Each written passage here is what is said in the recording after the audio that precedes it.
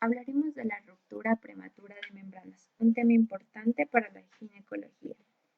Para empezar, definiremos la ruptura prematura de membranas como la pérdida de continuidad de las membranas ovulares o coreoamnióticas constituidas por el amnios y el corion. Hay que tener en cuenta que esto va a denominarse ruptura prematura de membranas cuando sucede antes del inicio del trabajo de parto, pues al inicio del trabajo de parto en embarazos a término, la apoptosis, activación de enzimas catabólicas como las colagenasas, así como la acción de las fuerzas mecánicas resultan en una ruptura de membranas, pero que es considerado normal como inicio de trabajo de parto. Entonces, siempre vamos a decir que es una RPM antes del inicio del trabajo de parto.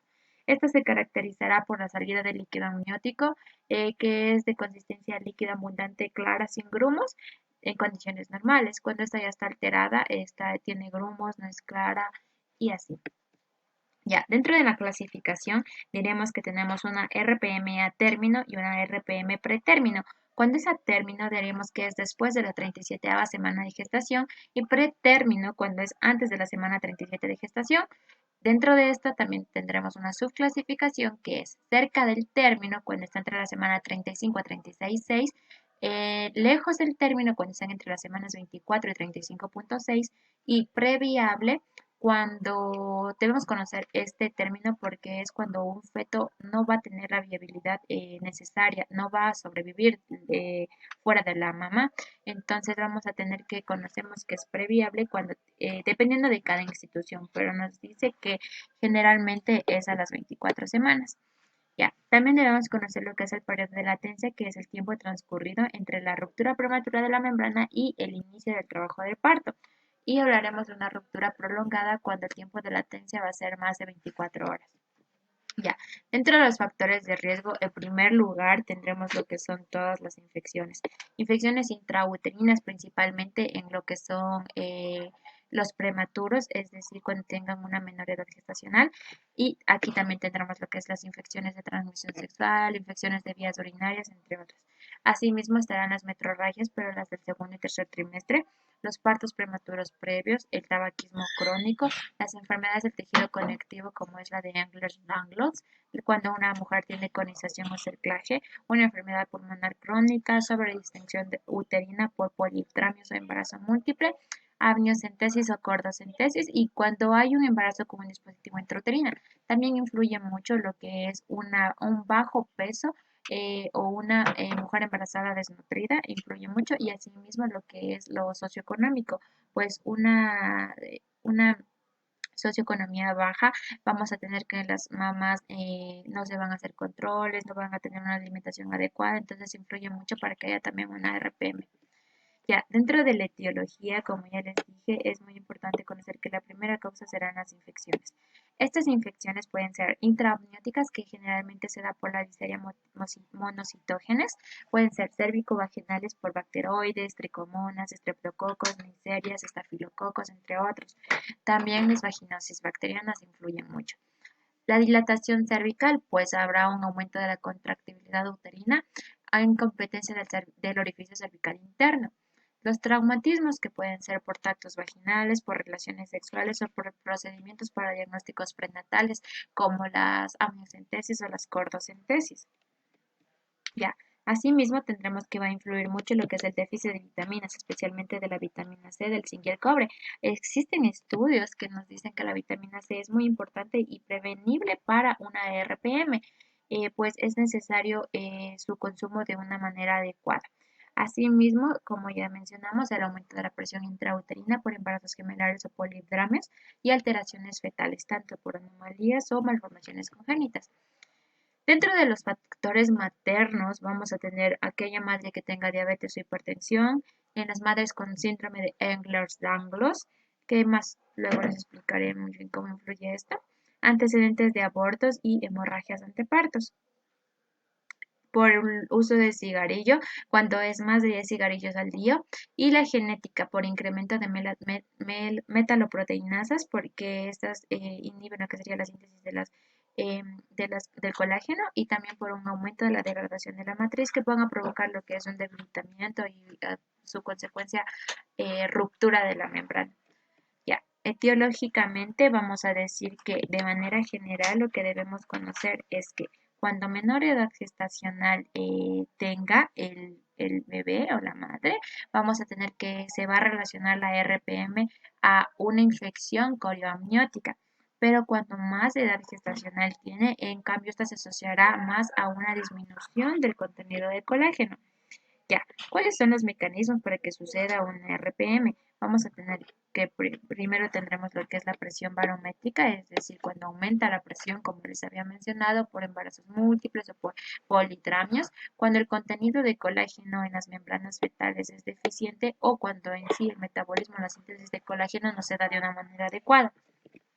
Ya, para hablar de la fisiopatología, vamos a tener primero que, para entender un poco más esto de la fisiopatología de una ruptura prematura de membranas, vamos a tener primero que conocer la estructura de las membranas ovulares. Entonces, tendremos que las membranas ovulares estarán constituidas por el amnios y por el corium. Entonces, diremos que estas dos membranas van a estar encontrándose en íntimo contacto a partir de lo que es la semana 15 y 16 de gestación. Entonces, estos, a su vez, tenemos que saber que estas membranas van a tener múltiples funciones, entre las que más destacan vamos a tener lo que es la síntesis y secreción de moléculas, la recepción de señales hormonales materno y fetales, también participan en lo que es el inicio del trabajo del parto, también mantienen la homeostasis del bebé y de la madre, también ayudan en lo que es el metabolismo del líquido amniótico, la protección frente a infecciones y permite el adecuado desarrollo pulmonar y de las extremidades fetales. Es importante también porque ayudan a preservar la temperatura del bebé y también sirve como protección frente a cualquier tipo de traumatismo abdominal que pueda tener la mamá. Entonces, como ya les estaba mencionando, estas membranas van a estar constituidas por diversos tipos de células y también por una matriz extracelular. Entonces, tendremos en primer lugar a lo que es el amnios. Este amnios es el que se encuentra en íntimo contacto con lo que sería el líquido amniótico, especialmente su epitelio. Este epitelio vamos a tener que estar compuesta por células cúbicas no ciliadas y eso. Luego, inmediatamente le seguirá lo que es la membrana basal, que estará constituida por colágeno tipo 3, 4, 5, la laminina, fibronectina y hidrógeno, que son glucoproteínas. Luego seguirá su capa compacta, que estarán constituidas igual por colágeno tipo 1, 3, 5 y 6, y la fibronectina. Luego la capa fibroelástico, que estarán constituidas por colágeno tipo 1, 3, 6, laminina, fibronectina y hidrógeno. Y finalmente, esta capa fibroelástica también tenemos que tener que esta va a constituir como que está constituida además por macrófagos y presenta lo que es una matriz de tejido conectivo laxa. Y finalmente tendremos la capa esponjosa, que esta capa esponjosa intervendrá como una capa media entre lo que sería el amnios y el corium. Ya, entonces esta estará constituida por colágeno tipo 1, 3, 4 y proteoglicanos. Bueno, entonces vamos a tener que luego seguirá inmediatamente a esta lo que es el corium, que este en cambio estará constituida por tres capas. La primera capa, que va a ser la capa reticular, constituida por colágeno tipo 1, 3, 4, 5, 6 y proteoglicanos, y la membrana basal seguida a esta, que estará constituida por colágeno tipo 4, fibronectina y laminina. Y así luego finalmente tendremos lo que es la capa trofoblástica, que esta capa trofoblástica va a estar formada generalmente, va a estar formada por células redondas y poligonales, que a medida que se van acercando a la decidua van a irse ampliando o distanciando entre ellas. Entonces, como podemos ver aquí, todas en sí, las membranas amnióticas o ovulares estarán constituidas por colágeno. Es aquí en donde influye lo que les había mencionado antes de la enfermedad de Ehlers-Danlos. Como conocemos, es una enfermedad degenerativa del tejido conectivo del colágeno, principalmente que se encuentra en los huesos, en las articulaciones, en los vasos de las paredes de los vasos sanguíneos. Entonces, es por esto que al haber un déficit del colágeno, va a influenciar que esta membrana se debilite y ocurra una ruptura. Entonces, es por ahí en donde influye esto. Ya, luego para conocer algo más de la fisiopatología, tenemos estos dos personajes que son Malak y Coles. Ellos habían investigado a estas membranas ovulares bajo un microscopio y descubrieron que existe como que una zona en donde la morfología iba a estar alterada. Y esta se iba a caracterizar principalmente porque estaba en la capa compacta, en la capa fibroelástica y en la esponjosa y en la capa reticular del corion. Se iban a caracterizar porque esta iba a presentar lo que es un engrosamiento, un edema, un depósito de material fibrinoide que iba a tener con su consecuente adelgazamiento de esta capa que es la trofoblástica junto con la de ciudad que está inmediatamente a esta.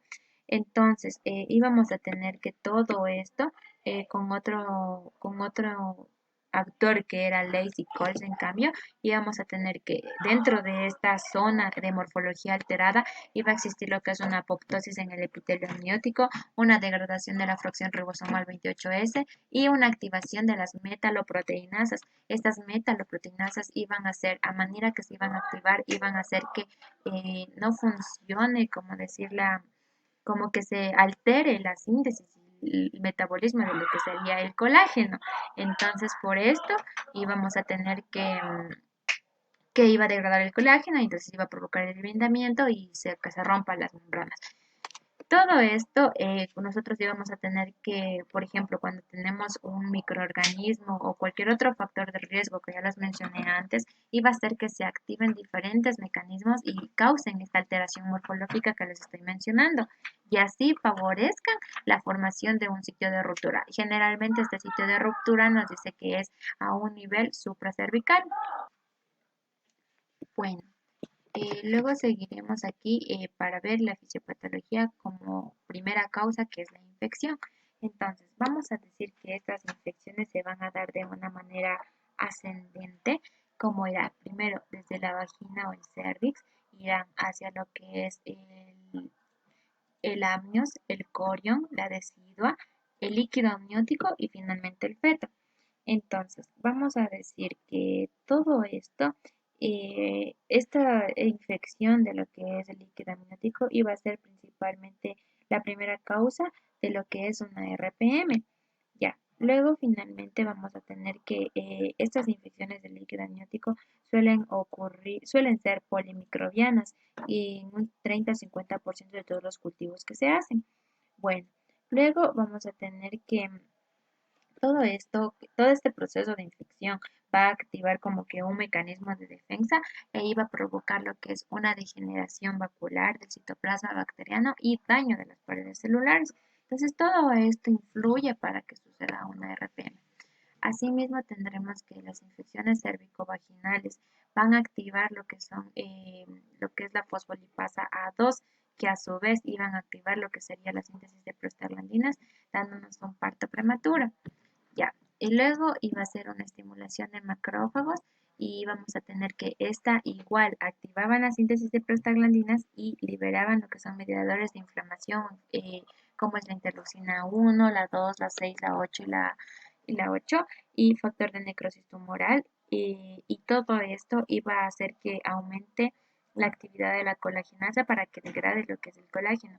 Luego vamos a tener asimismo que interviene lo que es la síntesis de la collagenasa y la elastasa, provocando asimismo la ruptura y una depresión de la actividad bacteriostática del líquido amniótico, pues al no haber esta actividad bacteriostática iba a hacer que se provoque lo que es la coriomionitis y provoque lo que es una RPM. Asimismo, vamos a tener que las membranas fetales aumentarán, como dice, las proteínas para protegerse y activarán a lo que son los neutrófilos.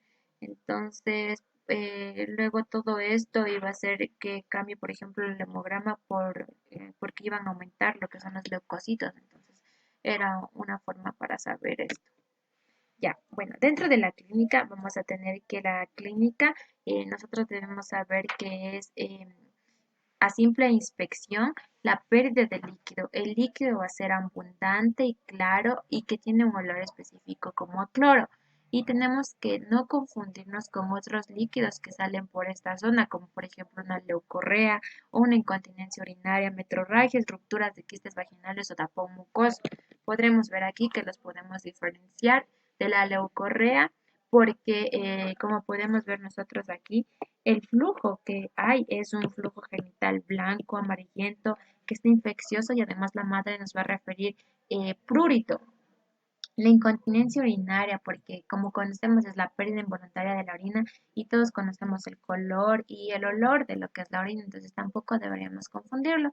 Y la eliminación del tapón mucoso. Este tapón mucoso que como su nombre lo indica es un fluido mucoso y que a veces tiene algunas ligeras pintas de sangre, entonces no es el líquido claro abundante con olor a cloro, entonces eso tenemos que tener en cuenta para hacer un diagnóstico de RPM.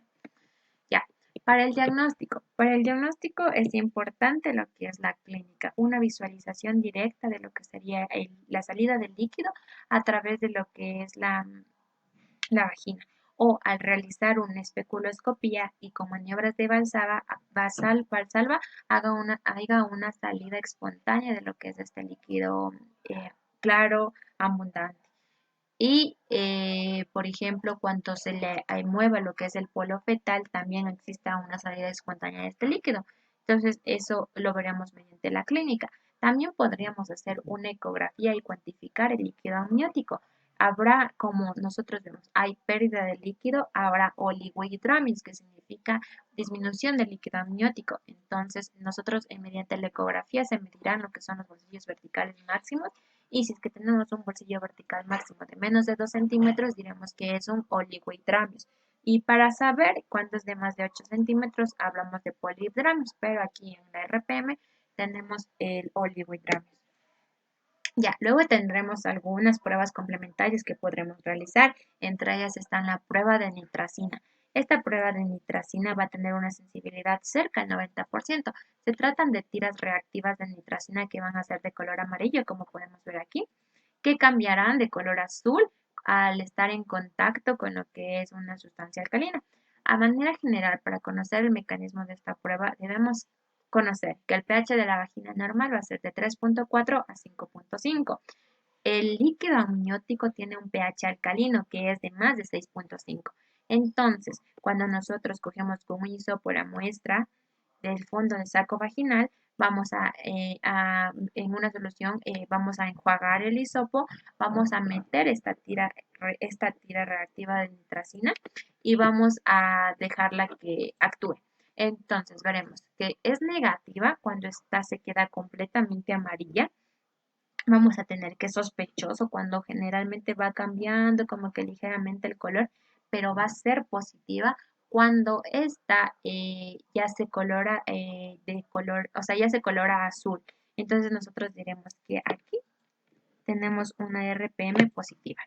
Ya, sin embargo, tenemos falsos positivos que nos pueden alterar esta cinta, como por ejemplo falsos positivos porque pueden estar mezclados con semen, con orina, con sangre o en la traginosis bacteriana, pues estas secreciones son de tipo alcalino también. Y falsos negativos en el tipo de candidiasis. Ya, luego tendremos la cristalografía. Esta cristalografía que también se la conoce como la prueba de arborización en el lecho. Esto consiste en tomar una muestra de lo que sería el contenido vaginal a nivel del vestíbulo o de la cavidad vaginal misma. Entonces, íbamos a hacer que se coge esto igual con un hisopo. Íbamos a hacer en una lámina un frotis y dejar sacar espontáneamente o por un calentamiento ligero, pero es preferible que se seque espontáneamente. Entonces, vamos a decir que va a ser positiva cuando nosotros al microscopio vamos a ver la típica cristalización en lo que es en forma de una hoja de leche, como podemos ver aquí. Entonces, vemos esto y decimos que es una ruptura prematura de membranas positiva. La prueba es positiva. Se dice que la sensibilidad de este es del 87% y la especificidad llega hasta el 92% y que diagnostica entre el 85 y 98% de los casos de ruptura prematura de membranas. Asimismo, tenemos aquí que nos pueden dar falsos negativos cuando ésta se encuentra con sangre o incluso cuando tenemos las huellas sobre la placa. Entonces es importante que la manejemos adecuadamente la placa. Y falsos positivos cuando se mezclan con moco cervical, porque el moco cervical también también se va a cristalizar cuando nosotros hagamos un frotis, pero tenemos que conocer que este moco cervical no nos dará una cristalización como forma de lecho, como es en el líquido amniótico, sino esta será de una manera más floral. Ya. Hay que tener en cuenta que esta prueba de cristalografía no se la debe realizar cuando se sospeche de más de 4 horas de la ruptura, pues nos suelen dar falsos negativos. Listo. Hay otra prueba que es la investigación de la proteína placenta alfa microglobulina 1, o conocida como la PanG1, que es el nombre más típico, como todos conocemos, el AmnioSure. El AmnioSure, que va a ser un procedimiento en donde nosotros vamos a recolectar la muestra mediante un hisopo o un algodoncito de lo que es la vagina, no es necesario ocupar el espéculo y se recomienda dejar aproximadamente un minuto aquí en este hisopo o este algodoncito y retirarlo. Luego, en una solución, nosotros enjuagaremos, como decir, este hisopo y finalmente meteremos lo que es esta prueba rápida. Es una prueba rápida que podemos ver aquí.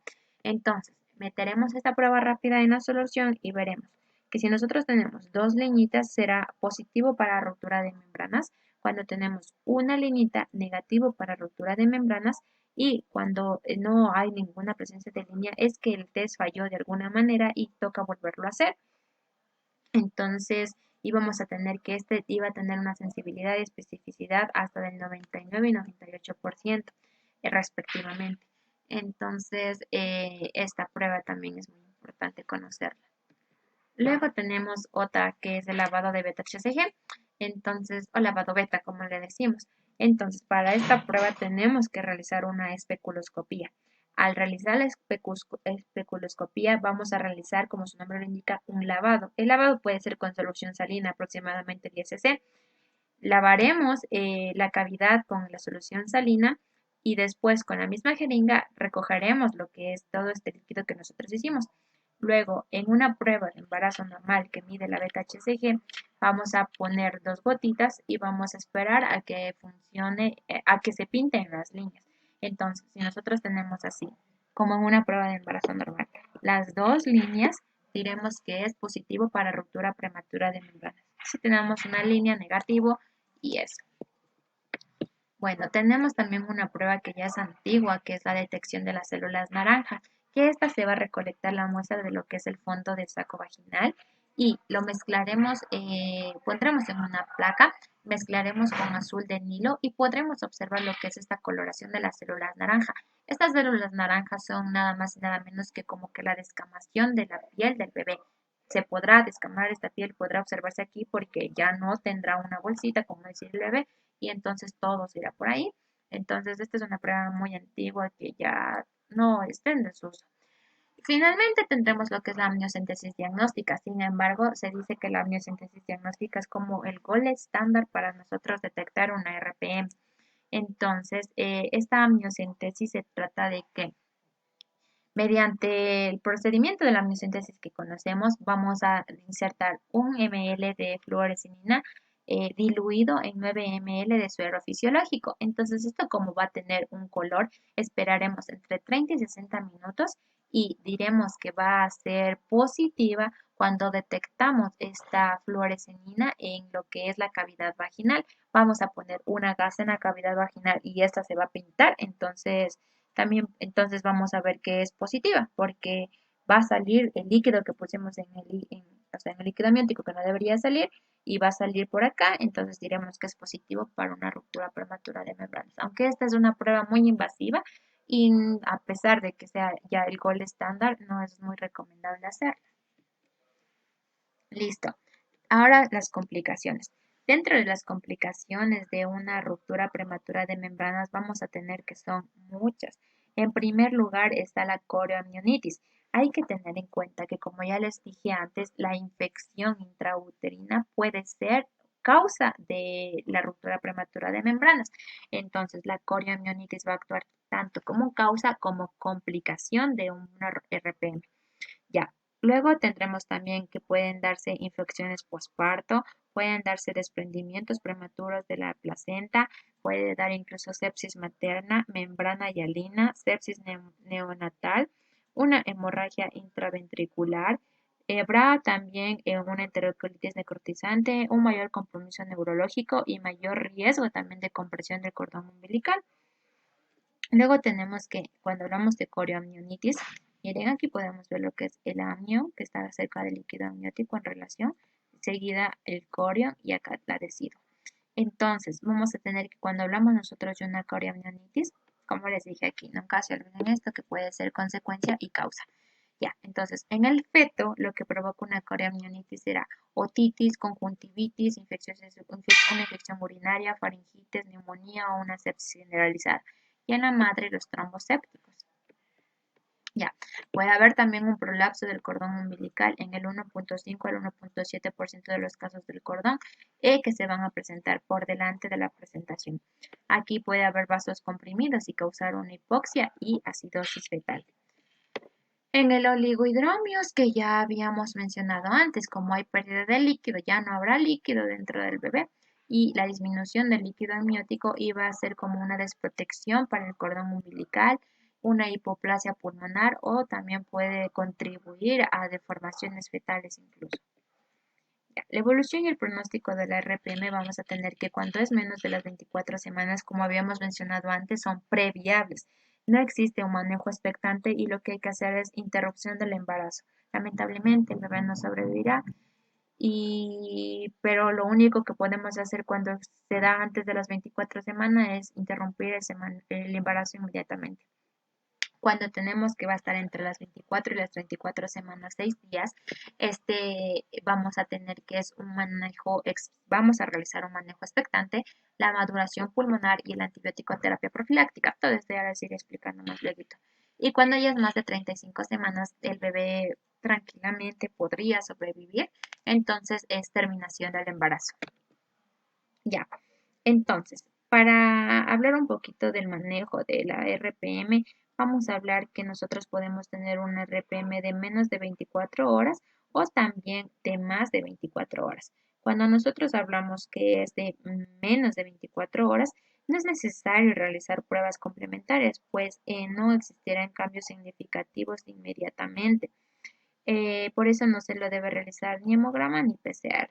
La antibiótico-terapia. ¿Qué hacemos con la antibiótico-terapia? Vamos a decir que la hay estudios que nos dicen que la antibiótico-terapia profiláctica no es necesario en una ruptura de menos de 24 horas, pero en aquellas embarazadas que son portadoras de un estafilococo del grupo B, se debe iniciar la antibiótico-terapia. Entonces, si hay RPM y son portados y es un síndrome del grupo, estafilococo del grupo B positivo, iniciamos antibiótico-terapia. Pero si hay ruptura y no es portadora de esta bacteria, entonces no realizamos antibiótico-terapia.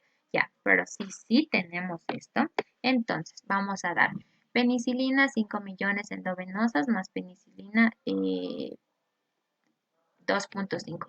Bueno, como profilaxis de lo que es este estafilococo del grupo beta positivo, vamos a dar la penicilina 5 millones endovenosa y más penicilina 2.5 millones cada 4 horas endovenoso, o también podríamos usar ampicilina 2 gramos endovenoso más 1 gramo cada 4 horas. Ya, en caso de que no exista dinámica uterina, daremos amoxicilina más ácido clavulánico, 1 gramo cada 6 horas.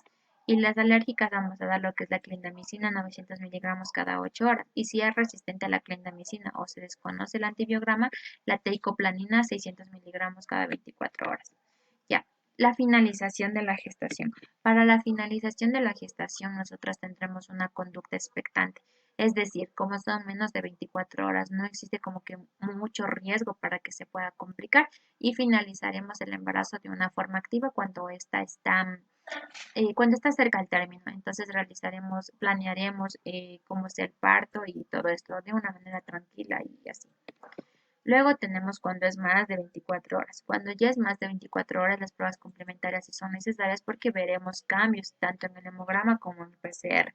Aquí la antibiótico-terapia profiláctica ya es necesaria y se la debe dar al ingreso de la paciente.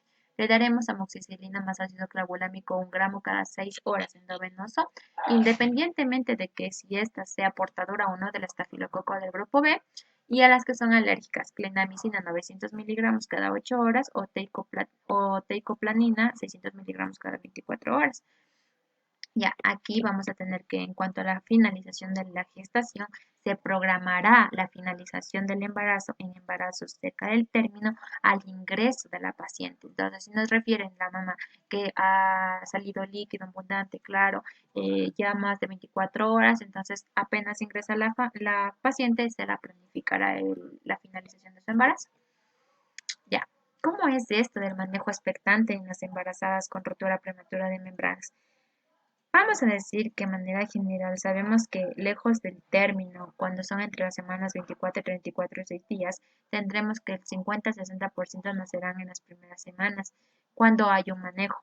Entre 70 y 75% en las 2 semanas y entre un 80 y 85% en los 28 días. Entonces es muy importante que haya un excelente manejo para que el bebé logre estar un poco más donde la mamá y tenga mejores probabilidades de vivir. Ya, vamos a tener que este manejo expectante tendrá su límite al cumplir las 35 semanas, pues a las 35 semanas es un fetito que tranquilamente puede sobrevivir fuera de la madre y debemos terminar el embarazo. Los riesgos, como ya les conocí, son la coriamnionitis. Debemos explicarle a la madre todos los riesgos, sin embargo, cuando nosotros terminamos el embarazo, que puede ser coriamnionitis, una terapia intensiva neonatal o que se le realice una cesárea. Ya, hay que tener en cuenta que la ruptura prematura de membranas va a ser siempre manejada en un hospital, nunca de manera ambulatoria. Y que cuando es el producto previable, como ya les había dicho, menos de 24 semanas, interrumpimos el embarazo. Ya, las recomendaciones que nos da la guía, nosotros vamos a tener que vigilar todos los signos clínicos de coriamnionitis. Como les dije, puede ser consecuencia.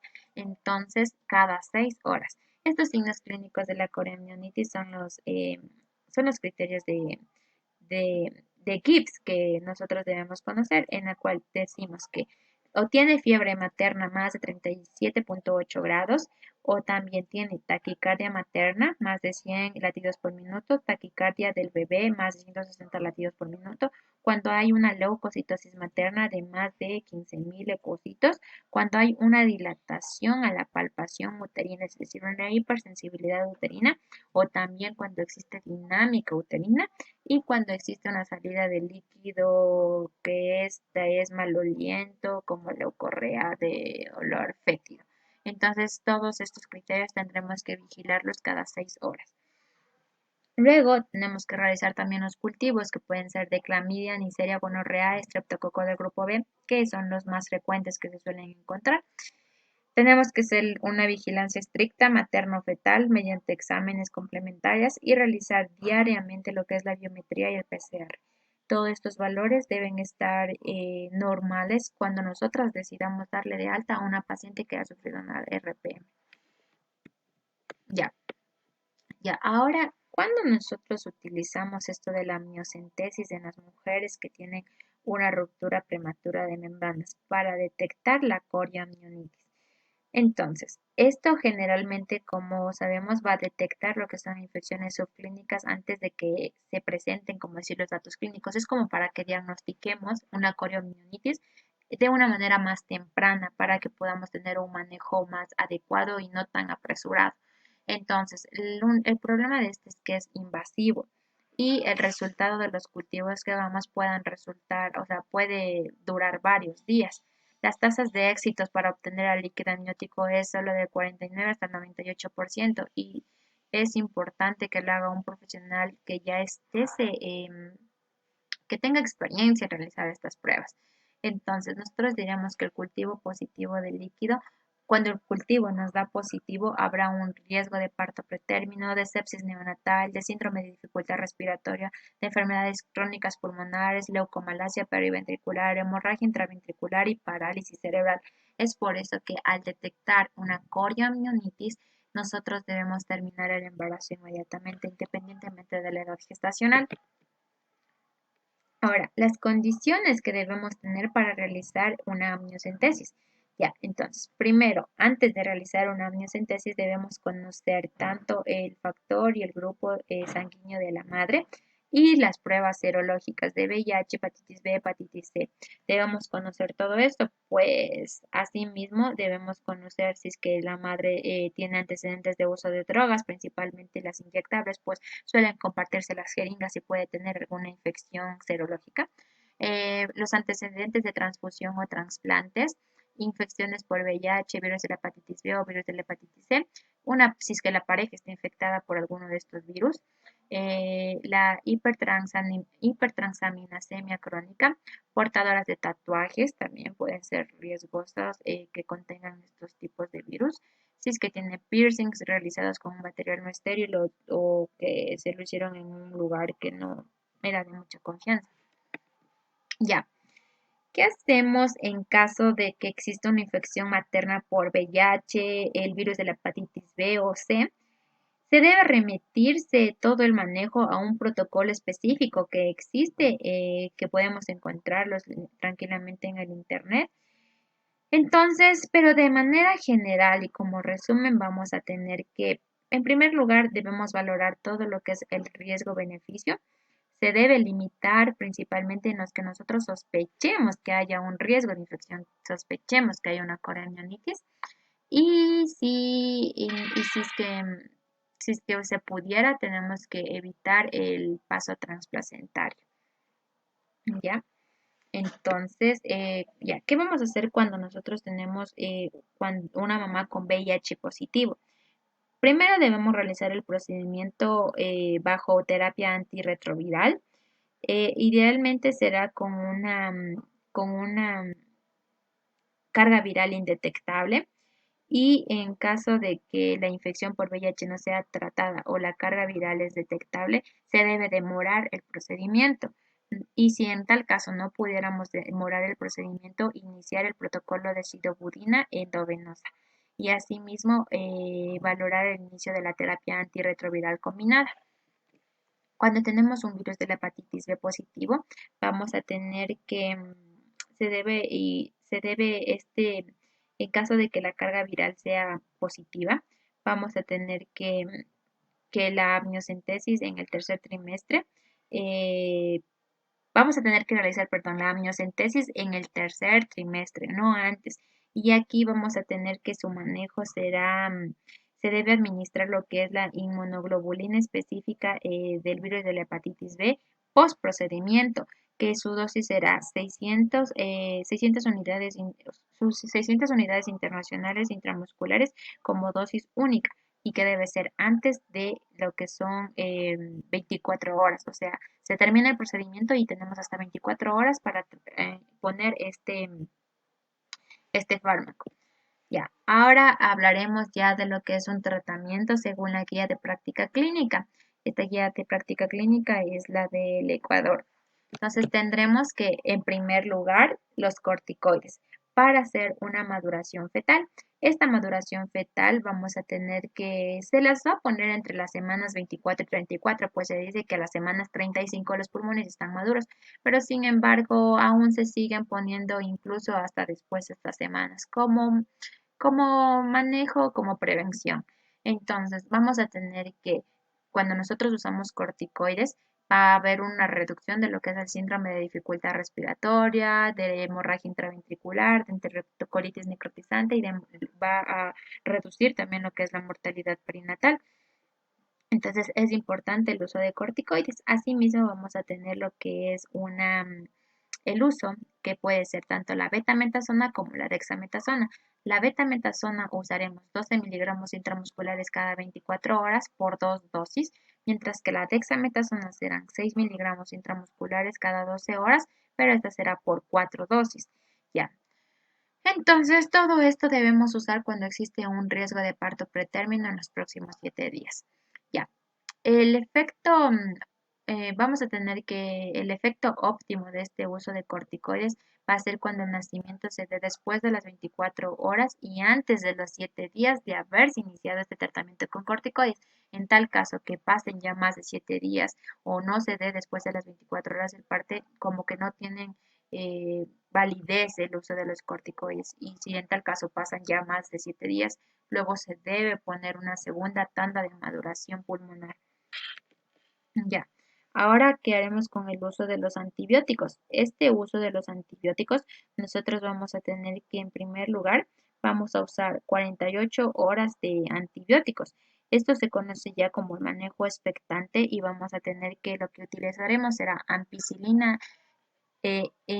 intravenosa y eritromicina vía oral, seguido de 5 días de amoxicilina y eritromicina por vía oral para prolongar la latencia del embarazo y reducir de este modo la infección. Cuando es lejos de término y cuando tenemos que esto es lejos de término, vamos a tener que en las primeras 48 horas poner ampicilina 2 gramos intravenosas y luego como mantenimiento 1 gramo intravenoso cada 6 horas, más eritromicina 250 miligramos vía oral cada 6 horas. Se debe continuar los siguientes 5 días de amoxicilina 500 miligramos vía oral cada 8 horas, más eritromicina 250 miligramos vía oral cada 6 horas. Hay que saber que todo este manejo de antibióticos es por 7 días. Ya.